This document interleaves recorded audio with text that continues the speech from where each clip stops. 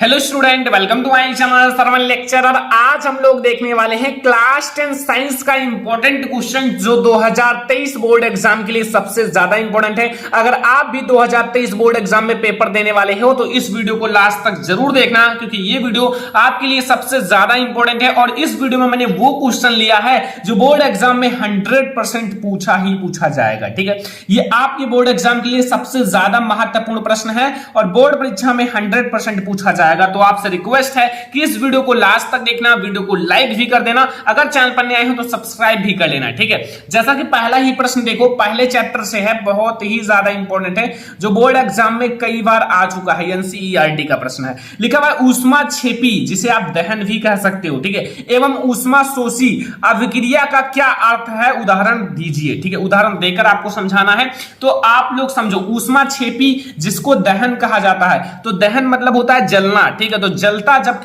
कोई चीज जलता है तो क्या होता है, ऊष्मा निकलती है ना, बाहर निकलती है, तो वही चीज है ऊष्मा छेपी का मतलब ऊष्मा को बाहर निकालना। ठीक है, एंड ऊष्मा शोषी, शोषी का मतलब होता है शोषण यानी कि अवशोषण, और अवशोषण का मतलब होता है अपनी तरफ। ठीक है, लेना, यानी कि जिन अभिक्रियाओं में ऊष्मा अवशोषित होती है।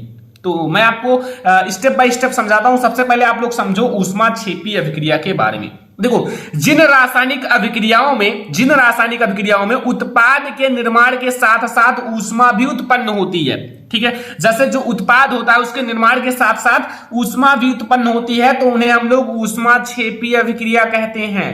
ठीक है, काफी ज्यादा आसान है। तो ऊष्मा छेपी अब आप लोगों को हमेशा याद रहेगा।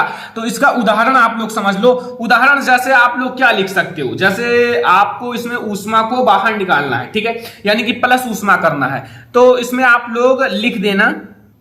तो उदाहरण में आप लोग लिखना, जैसे आपका है मेथेन। ठीक है, मेथेन यानी कि CH4 जो कि गैस की अवस्था में है। एंड आप लोगों को फिर लेना है ऑक्सीजन, यानी कि आपका है O2 यानी कि 2O2 ले लेना। ठीक है, क्योंकि इसको बैलेंस भी करना है और ये भी गैस की अवस्था में है।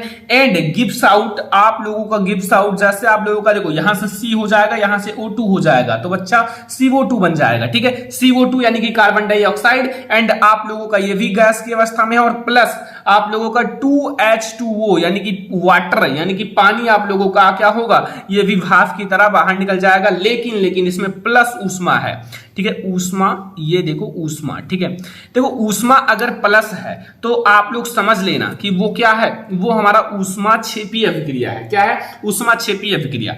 अगर मैं कहूं जो श्वसन है, श्वसन क्या आपका ऊष्मा छेपी अभिक्रिया है या नहीं है, तो श्वसन भी आपका ऊष्मा छेपी अभिक्रिया है। क्यों? क्योंकि इसमें भी ऊष्मा बाहर निकलती है। ठीक है, जब आप सांस लेते हो एंड जब आपका मतलब ग्लूकोज और ऑक्सीजन को आप लेते हो तो कार्बन डाइऑक्साइड को बाहर निकालते हो। जल प्लस ऊष्मा या ऊर्जा ऊष्मा एक ही है। ठीक है, तो ये हमारा हो गया उदाहरण ऊष्मा छेपी का। अब हम लोग देखेंगे ऊष्मा शोषी अभिक्रिया का। ऊष्मा शोषी का मतलब होता है जिन रासायनिक अभिक्रियाओं में ऊर्जा अवशोषित होती है, जो ऊर्जा है या ऊष्मा है वो अवशोषित होती है, उन्हें हम लोग ऊष्मा शोषी अभिक्रिया कहते हैं। अब देखो, जिसमें आप लोगों का ऊष्मा शोषी में, जैसे मैं एक बहुत ही छोटा सा एग्जांपल बता रहा हूं, जैसे दो वर्ड्स का है, जैसे N2 है। N2 का मतलब क्या होता है, नाइट्रोजन। ठीक है, नाइट्रोजन है, और इसमें आप O2 का मतलब होता है ऑक्सीजन। नाइट्रोजन में ऑक्सीजन मिलाओगे तो आपको पता होगा कि क्या बनेगा, बहुत आसान है, दोनों को एक में मिला दो यानी कि 2NO बन जाएगा, 2NO। ठीक है, बट इसमें आपका ऊष्मा अवशोषित हो रहा है, यानी कि माइनस ऊष्मा रहेगा। ये इतना बात ध्यान रखना, प्लस ऊष्मा माइनस ऊष्मा। ठीक है, तो ये हमारा हो गया उदाहरण। तो ये हमारा पहला सबसे ज्यादा इंपॉर्टेंट क्वेश्चन ऊष्मा छेपी एवं ऊष्मा शोषी अभिक्रिया के बारे में, इसको जरूर याद कर लेना। और भी अभिक्रियाएं हैं उसको याद रखना, जैसा कि मैंने चैप्टर्स में पढ़ाया है, लेकिन ये आपके बोर्ड एग्जाम के लिए इंपॉर्टेंट था, इसीलिए मैंने आपको बहुत ही अच्छे से समझा दिया। अब हम लोग देखेंगे दूसरा नंबर क्वेश्चन जो बोर्ड एग्जाम के लिए मोस्ट इंपॉर्टेंट है, याद कर लेना है आप लोगों को। देखो क्वेश्चन क्या है आप लोगों का, कि शुष्क हाइड्रोक्लोरिक गैस, जो शुष्क हाइड्रोक्लोरिक गैस होता है, शुष्क लिटमस पत्र के रंग को क्यों नहीं बदलती। मतलब देखो, वैसे तो आपका जो हाइड्रोक्लोरिक अम्ल होता है वो तो लिटमस पेपर के रंग को बदल देता है, लेकिन यहाँ एक शब्द आया है शुष्क, तो शुष्क हाइड्रोक्लोरिक गैस जो होता है वो शुष्क लिटमस पत्र के रंग को क्यों नहीं बदलती। तो बहुत ज्यादा आसान है। देखो, जो शुष्क हाइड्रोक्लोरिक गैस होता है वो लिटमस पत्र के रंग को इसलिए नहीं बदलती क्योंकि इसमें शुष्क HCl जो होता है गैस में हाइड्रोजन आयन, जो हाइड्रोजन का आयन का मतलब होता है H+ आयन, जो लिटमस पत्र को बदलता है वही है हाइड्रोजन आयन, यानी कि H+ आयन नहीं रहते या नहीं करते, ठीक है, यानी कि हाइड्रोजन आयन नहीं करते, इसलिए ये अम्लीयता का लक्षण या अभिलक्षण प्रदर्शित नहीं करते। अगर इसमें अम्लीयता का गुण नहीं होता, ये शुष्क होते हैं, तो फिर ये कैसे लिटमस पत्र को बदलेंगे, यानी कि लिटमस पत्र के रंग को नहीं बदल पाएंगे, ठीक है। जब उसमें अम्लीयता का गुण होगा तभी वो लिटमस पेपर के रंग को बदल पाएंगे, ध्यान रखना, ठीक है। तो इसको भी आप लोग नोट कर लेना, बहुत ही ज्यादा आसान सा क्वेश्चन है, बट आपके बोर्ड एग्जाम के लिए बहुत ज्यादा इंपॉर्टेंट है। अब हम लोग देखेंगे एक बहुत ही ज्यादा इंपॉर्टेंट क्वेश्चन। अब तीसरा नंबर क्वेश्चन आप लोग देखो, बहुत ही ज्यादा इंपॉर्टेंट है। लिखा हुआ है कार्बन के 2 प्रमुख अयस्कों के नाम लिखिए, या सूत्र भी आपको बताना है, मतलब नाम तो लिखना ही है प्लस सूत्र भी बताना है, तो इसलिए आपके इंपॉर्टेंट है। देखो कहीं कहीं आपसे केवल अयस्क ही पूछ ले या फिर केवल सूत्र ही पूछ ले, तो दोनों चीजें आप लोग समझो।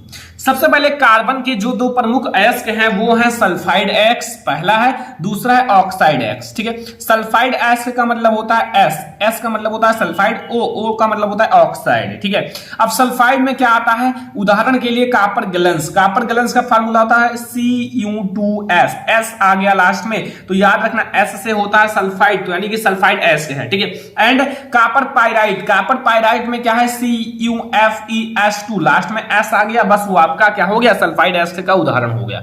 तो सल्फाइड X में आपका कापर गलंस है एंड कापर पाइराइट है, लेकिन ऑक्साइड X में आपका एक ही है, क्यूप्राइट है, क्यूप्राइट का फार्मूला होता है Cu2O, आपका O आ गया, इसलिए आपका क्या है, ये ऑक्साइड X का है, ठीक है। कोई दिक्कत कोई कंफ्यूजन हो तो आप लोग कमेंट कर देना, ठीक है। तो यहां से आपको ये भी क्वेश्चन बहुत ही अच्छे से समझ में आ गया होगा। अगला क्वेश्चन जो है वो बहुत ही ज्यादा इंपॉर्टेंट है आपके बोर्ड एग्जाम 2023 के लिए, तो आप लोग ध्यान से देखना, ठीक है। अगला क्वेश्चन आप लोगों का है कि योगात्मक अभिक्रिया पर संक्षिप्त टिप्पणी लिखिए। ये बोर्ड एग्जाम में हर साल पूछता है, देखो 2 ही नंबर का पूछेगा, लेकिन पूछेगा टिप्पणी लिखिए, योगात्मक अभिक्रिया पर टिप्पणी लिखिए, ठीक है। या फिर योगात्मक अभिक्रिया की परिभाषा, उदाहरण, समीकरण सब कुछ देना होगा तो 4 मार्क्स में आ जाएगा, लेकिन मैं आपको सब कुछ बताऊंगा। योगात्मक अभिक्रिया पर संक्षिप्त टिप्पणी लिखिए। सबसे पहले योगात्मक का मतलब होता है योग का मतलब होता है जुड़ना, ठीक है, एक दूसरे से जुड़ना, ठीक है। तो देखो योगात्मक अभिक्रिया में जो पदार्थ होते हैं आपस में संयोग करके केवल एक पदार्थ बनाता है।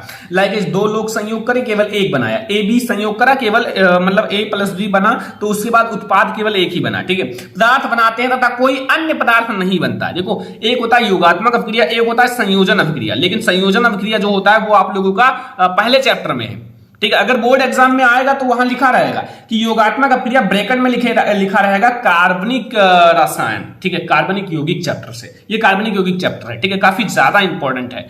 तो योगात्मक अभिक्रिया का मतलब समझ गए कि योगात्मक अभिक्रिया में जो पदार्थ होते हैं आपस में संयोग करके केवल एक पदार्थ बनाते हैं तथा कोई भी अन्य पदार्थ नहीं बनता है। उदाहरण के लिए मैं आपको बहुत ही अच्छा उदाहरण समझाता हूं, जैसे एथिलीन का फार्मूला आपको पता होगा। एथिलीन का फार्मूला होता है CH2 डबल बॉन्ड CH2, या फिर एक साथ कह सकते हो C2H4, ठीक है, एक ही बात है, कोई दिक्कत नहीं। इसमें मैंने H2 को मिला दिया। अब अगर मैंने यहां एथिलीन, मैं नाम भी लिख देता हूं ताकि आप लोगों को बहुत अच्छे से समझ में आ जाए। देखो एथिलीन है ये, और ये तो हाइड्रोजन है, ये तो बहुत सारे लोग छोटे छोटे बच्चे जानते हैं। तो ये हमारा हो गया एथिलीन प्लस हाइड्रोजन H2, और गिब्स आउट हमें क्या मिलेगा, गिब्स आउट हमें मिलेगा, जैसे यहां उत्प्रेरक मैं ले लेता हूं, उत्प्रेरक जैसे आपका Na है सोडियम, और गर्म, देखो उत्प्रेरक आपको लेना पड़ेगा क्योंकि अगर उत्प्रेरक नहीं लोगे तो इस अभिक्रिया को होने में बहुत लॉन्ग समय लग जाएगा, ठीक है। इसलिए इसे 200 से 300 डिग्री सेल्सियस पर गर्म करेंगे तो हमें मिलेगा CH3 सिंगल बॉन्ड CH3, ये एक ही चीज है। या फिर इसको आप लिख सकते हो C2H6, ठीक है, C2H6 यानी कि 2 कार्बन है, तो इसलिए इसका नाम होगा एथेन। क्या होगा, एथेन। कोई दिक्कत तो नहीं, काफी ज्यादा आसान है, ठीक है। तो ये हमारा एथेन, तो ये हमारा हो गया योगात्मक अभिक्रिया की परिभाषा, उदाहरण, सब कुछ, ठीक है। तो यहां से आपको समीकरण भी समझ में आ गया, सारी चीजें आपको समझ में आ गया। तो अब हम लोग देखेंगे क्वेश्चन नंबर 5 जो बोर्ड एग्जाम के लिए बहुत ही ज्यादा इंपॉर्टेंट है। देखो जो इंपॉर्टेंट क्वेश्चन है वही मैं आपको बता रहा हूं, इसलिए पूरा याद करके जाना बोर्ड एग्जाम में अगर पेपर देने जाना है 2023 में। देखो 5वां नंबर क्वेश्चन है आधुनिक आवर्त सारणी का नियम लिखिए। एक है, देखो 2 नियम है, एक तो आधुनिक आवर्त सारणी का नियम जो कि अभी मैं आपको बताऊंगा, लेकिन साथ में आप लोग मेंडलीव जी की आवर्त सारणी का नियम भी समझ जाओगे क्योंकि दोनों एक दूसरे से रिलेटेड हैं, ठीक है। तो आधुनिक आवर्त सारणी नियम बहुत ज्यादा इंपॉर्टेंट है, इसलिए मैं आपको ये बता रहा हूं। ठीक है। आधुनिक आवर्त नियम के अनुसार जो तत्व होते हैं, तत्वों के भौतिक, जैसे कोई भी तत्व है उसका दो गुण होगा, भौतिक होगा या रासायनिक होगा, दोनों गुण होंगे। तो किसी भी तत्व का या आधुनिक आवर्त सारणी के नियमानुसार तत्वों के भौतिक तथा रासायनिक गुण उनके परमाणु क्रमांक के आवर्ती फलन होते हैं, परमाणु क्रमांक के आवर्ती फलन होते हैं। और अगर यहां मेंडलीव की आवर्त सारणी देखोगे तो कुछ नहीं करना है, यहां कहना है मेंडलीव की आवर्त सारणी के नियमानुसार तत्वों के भौतिक तथा रासायनिक गुण केवल परमाणु क्रमांक के जगह परमाणु भार कर देना, बस परमाणु भार के आवर्ती फलन होते हैं, बस हो गया मेंडलीव की आवर्त सारणी का नियम। तो यहां से दोनों नियम समझ में आ गए। अगर आधुनिक आवर्त सारणी का नियम पूछेगा तो परमाणु क्रमांक के आवर्ती फलन होते हैं, अगर मेंडलीव की आवर्त सारणी का नियम पूछेगा तो परमाणु भार के आवर्ती फलन होते हैं। इतना आपको पॉइंट याद रखना है, ठीक है। तो ये भी आपका क्वेश्चन क्लियर हो गया, कोई दिक्कत नहीं, नोट करते रहो, ठीक है, नोट्स बनाते रहो, जितना मैं आपको पढ़ा रहा हूं सारा नोट कर लेना, यही सब बोर्ड एग्जाम में आएगा। देखो इंपॉर्टेंट क्वेश्चन ही बोर्ड एग्जाम में पूछा जाता है। देखो क्वेश्चन नंबर 6 है कि वायवीय तथा अवायवीय श्वसन में अंतर लिखिए। जो वायवीय श्वसन होते हैं और अवायवीय श्वसन दोनों में आपको अंतर लिखना है, ठीक है। तो वायवीय तथा अवायवीय, देखो सबसे पहले बोर्ड एग्जाम में आपको एक तरफ वायवीय श्वसन हेडिंग डाल देना है, दूसरे तरफ अवायवीय श्वसन, और स्केल की सहायता से अच्छे से अंडरलाइन कर लेना। तो एक एक पॉइंट को समझो। सबसे पहले पहला पॉइंट देखो, वायवीय का मतलब होता है जिसमें वायु हो, वायु का मतलब होता है जिसमें ऑक्सीजन हो, ठीक है। तो जो वायवीय श्वसन है, वायवीय श्वसन में ऑक्सीजन उपस्थित होता है, जिसमें वायु होगा उसमें ऑक्सीजन होगा ही होगा, ये आपको पता है। लेकिन अगर अवायवीय श्वसन की बात की जाए तो इसमें जो वायु है या फिर ऑक्सीजन है अनुपस्थित होते हैं। देखो अंतर बहुत ज्यादा आसान होता है, अगर इसमें होंगे तो इसमें नहीं होंगे, इसके विपरीत होगा, ठीक है। जैसे इसमें ग्लूकोज का पूर्ण विखंडन होता है तो इसमें नहीं होता है, मतलब अगर आप एक को याद कर लो तो उनके विपरीत दूसरा ऑटोमेटिक याद हो जाएगा, ऐसे आपको अंतर याद रखना है, ठीक है। तो जैसे आप यहां समझो, वायवीय श्वसन में ऑक्सीजन की उपस्थिति होती है तो अवायवीय श्वसन में ऑक्सीजन की उपस्थिति नहीं होती, यानी कि अनुपस्थित होते हैं।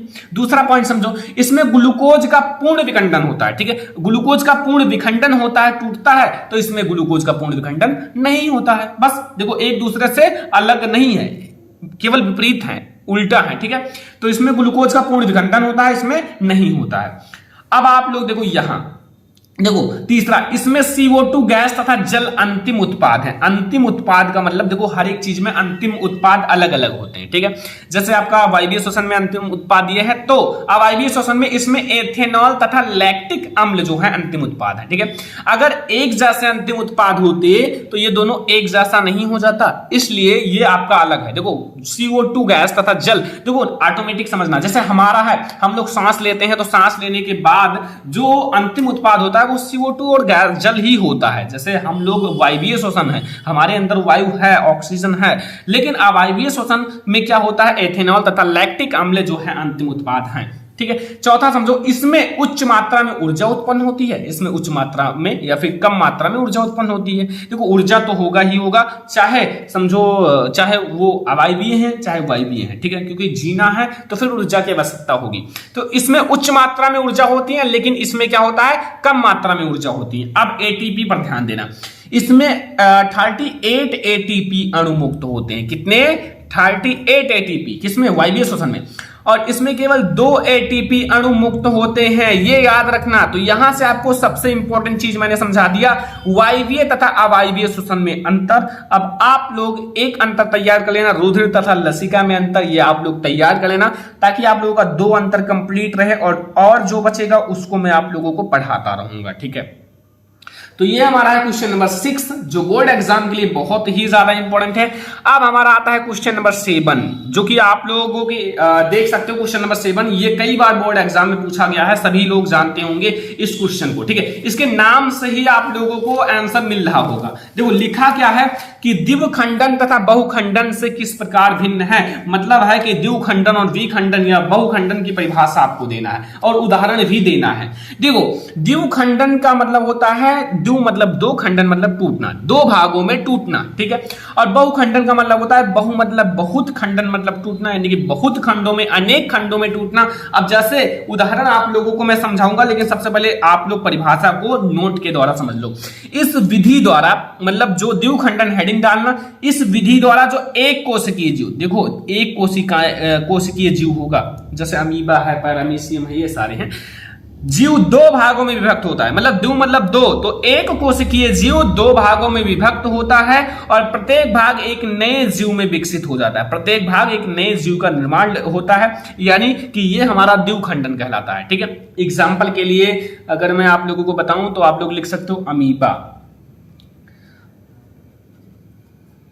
अमीबा। ठीक है, अमीबा आप लोग लिख सकते हो, याद रखना। छोटा सा एग्जांपल बता दिया ताकि आप लोग ज्यादा भूलो मत। ठीक है, बहुखंडन है, इस विधि में एक कोशिकीय जीव अनेक भागों में विभक्त होता है, मतलब कई सारे भागों में, लेकिन तथा प्रत्येक भाग नए जीव में विकसित हो जाता है, प्रत्येक भाग नए जीव में विकसित हो जाता है। एग्जाम्पल अब आप लोगों को मैं बता दूं, एग्जाम्पल है मलेरिया परजीवी। क्या है? मलेरिया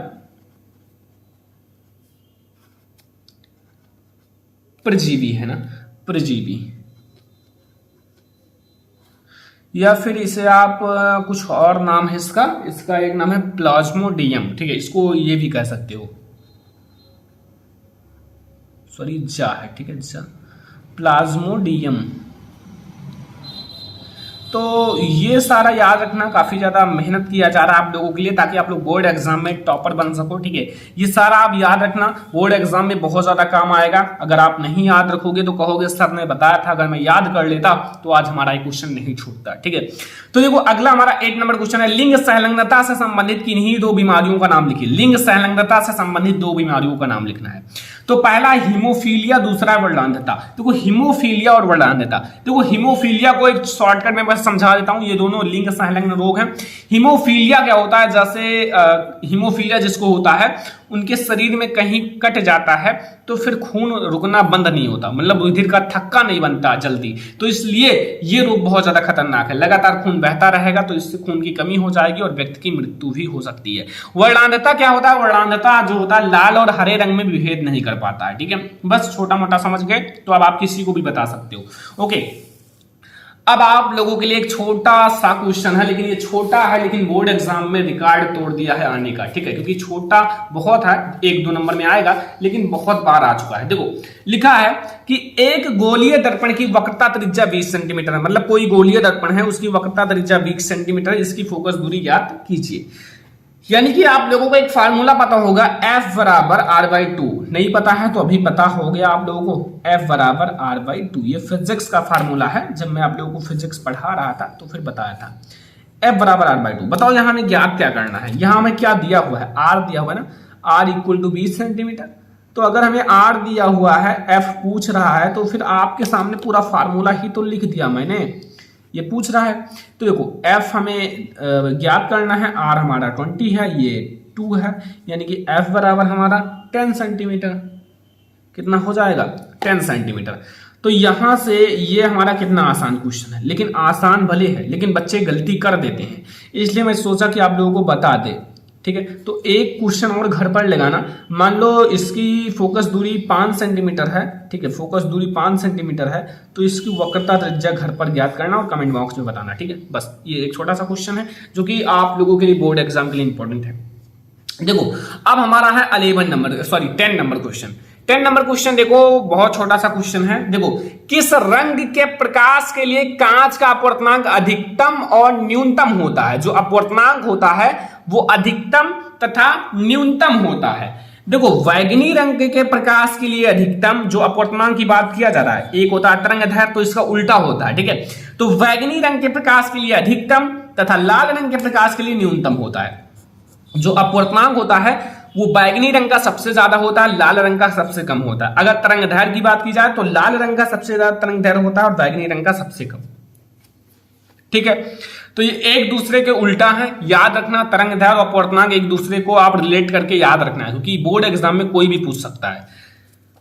अगला देखो क्वेश्चन नंबर 11 कि नेत्र की समंजन क्षमता से आप क्या समझते हो। वेरी इंपॉर्टेंट क्वेश्चन है स्टूडेंट, क्योंकि बोर्ड एग्जाम में कई बार आ चुका है, इसलिए मैं आप लोगों को बता रहा हूं। ठीक है, तो नेत्र की समंजन क्षमता, नेत्र की वह क्षमता जिसके कारण वह अपनी फोकस दूरी को समायोजित करके, ठीक है, निकट तथा दूरस्थ वस्तुओं को फोकसित कर लेता है, नेत्र की समंजन क्षमता कहलाता है। समंजन क्षमता का मतलब कि आपके नेत्र की कितना क्षमता है देखने का, कितना दूर की वस्तुओं को देख सकता है, कितना नजदीक की वस्तुओं को देख सकता है। अगर नेत्र की समंजन क्षमता अच्छा होगा तो आप चाहे दूर वस्तु हो चाहे निकट वस्तु हो सभी को देख सकते हो, आपकी आंख में कोई दोष नहीं है। ठीक है, तो नेत्र की वह क्षमता जिसके कारण वह अपनी फोकस दूरी को समायोजित करके निकट तथा दूरस्थ वस्तुओं को फोकसित कर लेता है, नेत्र की समंजन क्षमता कहलाता है। ठीक है, समझ में आ गया ना। अब आपका है क्वेश्चन नंबर 12, लिखा हुआ है किसी विद्युत परिपथ में दो बिंदुओं के बीच आपका जो विभवांतर है मापने के लिए प्रयुक्त किया जाता है, या सॉरी मापने के लिए वोल्ट मीटर को किस प्रकार नियंत्रित किया जाता है। या फिर ये क्वेश्चन कई प्रकार से पूछ सकता है, तो ध्यान रखना थोड़ा सा ताकि आप लोगों को कोई दिक्कत ना हो। ठीक है, तो यहां मैं आपको थोड़ा सा समझाऊंगा। अमीटर जो होता है परिपथ में धारा मापने के लिए, ठीक है, अगर कोई पूछे धारा मापने के लिए किसका प्रयोग किया जाता है तो अमीटर का। अमीटर जो है परिपथ में धारा मापने के लिए तथा वोल्ट मीटर परिपथ के सिरों के बीच विभवांतर मापने के लिए प्रयुक्त किया जाता है। यह भी क्वेश्चन इसी में पूछा गया था, तो मैंने उसको हटा दिया अथवा करके पूछा था कि जो धारा मापने के लिए किसका प्रयोग किया जाता है और जो विभवांतर है उसको मापने के लिए। तो अमीटर परिपथ में धारा मापने के लिए तथा वोल्ट मीटर सिरों के बीच विभवांतर मापने के लिए प्रयुक्त किया जाता है। लेकिन विद्युत परिपथ में अमीटर को श्रेणी क्रम, जो अमीटर होता है उसको श्रेणी क्रम तथा वोल्ट मीटर को समांतर क्रम में लगाया जाता है, ऐसा ही उसका नियंत्रण होता है। ठीक है, ये समांतर क्रम और श्रेणी क्रम वाला याद रखना। ठीक है, तो बहुत ज्यादा इंपॉर्टेंट है। तो यहां से हम लोगों ने साइंस के वो इंपॉर्टेंट क्वेश्चन देखे जो बोर्ड एग्जाम में आने का रिकॉर्ड तोड़ चुका है, हर बार बोर्ड एग्जाम में आता है। तो अगर 2023 बोर्ड एग्जाम में पेपर देने वाले हो तो ये सारा क्वेश्चन नोट कर लेना, याद कर लेना, क्योंकि मैं आप लोगों को वो क्वेश्चन बता रहा हूं जो बोर्ड एग्जाम में हर साल आता है। ऐसा आपको कोई नहीं बताया गया इतने अच्छे से। ठीक है, तो वो मैंने 12 क्वेश्चन बताया है, 12 क्वेश्चन आप याद कर लेना और लिख लेना। ठीक है, तो कमेंट कर देना जब आपका पूरा क्वेश्चन तैयार हो जाएगा, तो फिर मैं आप लोगों को और भी क्वेश्चन पढ़ाऊंगा। ठीक है, लॉन्ग क्वेश्चन, बहुविकल्पीय प्रश्न कुछ। तो इस वीडियो को ज्यादा से ज्यादा लाइक भी कर देना, शेयर भी कर देना। अगर अपने फ्रेंड्स के साथ शेयर नहीं किया है तो शेयर करो ताकि वो भी इस वीडियो को देखकर अच्छे से पढ़ सकें। तो चैनल पर नए हो तो सब्सक्राइब भी कर लेना। चलो फिर मिलते हैं नेक्स्ट इंपॉर्टेंट वीडियो में, तब तक के लिए धन्यवाद।